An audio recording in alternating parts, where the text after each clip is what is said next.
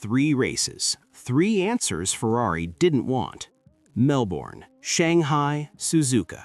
Same story, different circuit, different lap, same brutal conclusion. Lewis Hamilton, world champion, 7 titles, the greatest of his generation, sitting in a Ferrari cockpit, full throttle, and going nowhere. "I'm full gas," he said, "managing where I've been asked to manage, and for some reason just lacking power." That sentence right there, that's not a driver complaint, that's a confession from the data itself. But here's what nobody is telling you. While Mercedes was celebrating at Suzuka, Ferrari was already building the weapon that could end their season. And it's not coming from the wind tunnel. It's coming from Monza, from Maranello, from a dyno running day and night on a power unit nobody has seen yet. Can Ferrari actually close the gap to Mercedes? And is this 5-week break the moment everything changes? To understand what Ferrari is building, you first need to understand exactly what broke. Suzuka wasn't just a bad race, it was a diagnosis.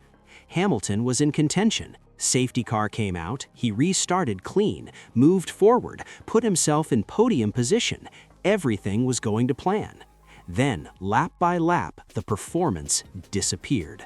Not suddenly, quietly, consistently, like water draining from a tank that nobody could refill. Cars behind closed. Cars that had no right to pass him, passed him. And Hamilton couldn't respond. Not because of tires, not because of strategy, but because the power simply wasn't there. Vasseur explained it directly. Ferrari's performance is highly conditional. As long as the car stays within a 1-second window of the car ahead, it can access additional power. The moment that window closes, the advantage vanishes, and there is nothing underneath it to compensate. That's the first problem.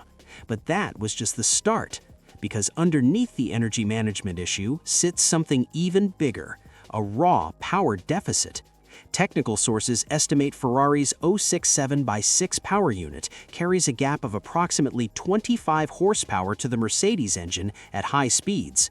On a power-sensitive circuit like Suzuka, that gap doesn't just cost lap time, it costs everything.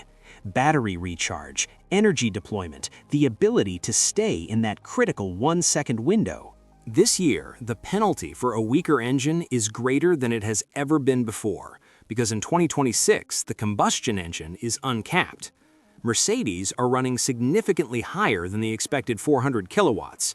Ferrari are not. Leclerc finished third. He called it the maximum result available, but he was clear they were not operating on equal terms. And this is where the story gets interesting, because Ferrari knows exactly what the problem is, and they have a plan unlike anything they've attempted this season. On paper, the solution looks straightforward. Software updates, aerodynamic package, fix the Maranello wing, recover the weight, arrive at Miami with a faster car. Simple enough, right? But here's the twist. Ferrari isn't just bringing updates to Miami, they are testing them first. At Monza, in real conditions, on a real car, before a single component boards a flight to Florida. The Monza filming day, officially a promotional event, 200 kilometers, restricted compounds, has become Ferrari's most important session of 2026. And the choice of Monza is not accidental. Monza is the fastest circuit on the Formula One calendar, 3 long straights, heavy braking from over 350 kilometers per hour, the highest possible demand on energy deployment and straight-line performance, the exact conditions that exposed Ferrari's weaknesses across the first 3 races. Any weakness in the new software's deployment profile will be visible at Monza before it costs Hamilton or Leclerc a position in Miami. That is the calculation, not hope, not theory, data gathered before the parts ever enter competition. But even that isn't the biggest part of the story. What Ferrari are bringing to Monza is not a minor adjustment, it is the most comprehensive development push the team has attempted since the 2026 season began. New aerodynamics targeting efficiency, not just downforce quantity, but the relationship between downforce and drag, because Ferrari's SF26 already leads the field in downforce generation. The problem is what happens on the straights. The Macarena wing, in its final specification, rotates approximately 270 degrees in straight mode, generating lift instead of downforce, dramatically cutting drag. Vasseur confirmed at Bahrain testing that Hamilton gained approximately 10 km per hour in straight-line speed with the system active. But the wing failed at Shanghai, a hydraulic issue. Synchronization between front and rear wing closure rates broke down under braking.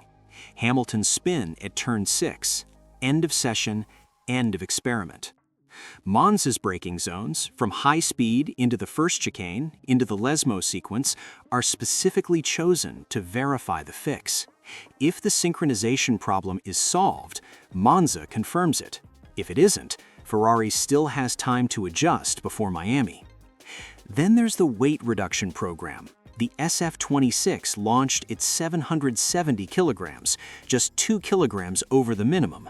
Development components across 3 race weekends pushed that figure higher. The Miami package targets that lost mass. Technical sources indicate the recovery could be worth more than 1/10 of a second per lap. And threading through all of it, a new software package. New energy management algorithms designed to address the early clipping problem at a system level, not individual driver adjustments. A fundamental change to how the car arrives at every braking zone, with more electrical energy available. But here is the detail that changes everything. Running on the dynamometer at Maranello right now is a new engine. Not for Miami, not yet, but it is coming.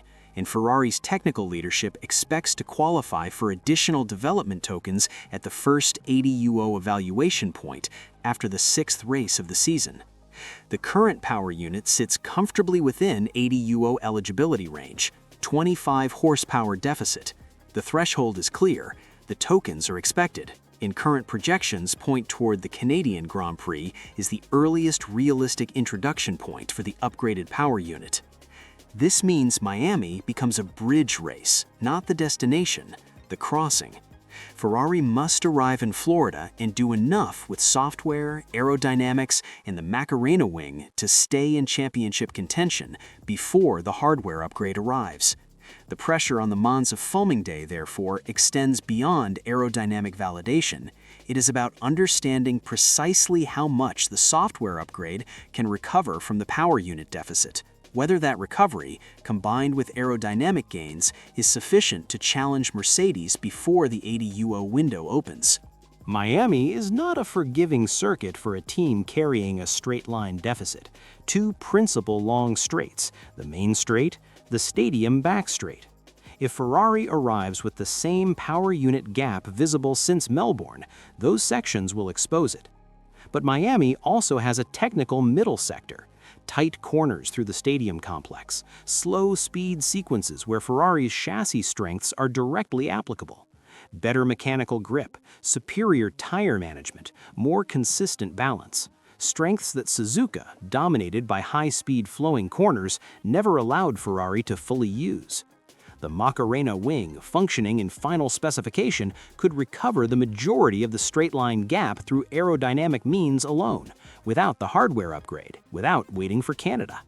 That is Ferrari's window, and they know it. Scenario 1. The Monza test works. Macarena flies, software delivers, Ferrari arrive at Miami with a genuinely faster car, and Hamilton puts it on the podium. The ADUO engine arrives in Canada, and suddenly this championship has a new challenger. Scenario 2. The wing fails again. The software gains are real but small. Ferrari close the gap marginally, but Mercedes win Miami comfortably. The engine arrives in Canada, but by then the points deficit is too large to recover. Scenario 3. Everything works. The engine arrives early. Ferrari win in Canada, and Mercedes, for the first time in 2026, start looking in their mirrors. Dynasties don't fall all at once. They fall one race at a time, 1/10 at a time, one upgrade at a time. Is the Monza filming day enough to validate everything Ferrari needs before Miami? And when that new engine finally arrives, does it close the gap, or does Mercedes already have the answer waiting? One thing is certain, Ferrari are not waiting. They are not guessing, they are building. The real question is whether they're building fast enough. Because in Formula One, the team that understands its problem fastest usually wins. If you made it this far, you already know. This season is not about who's fastest right now. It's about who solves the problem first. So tell me, can Ferrari's secret weapon actually beat Mercedes? Drop your prediction below.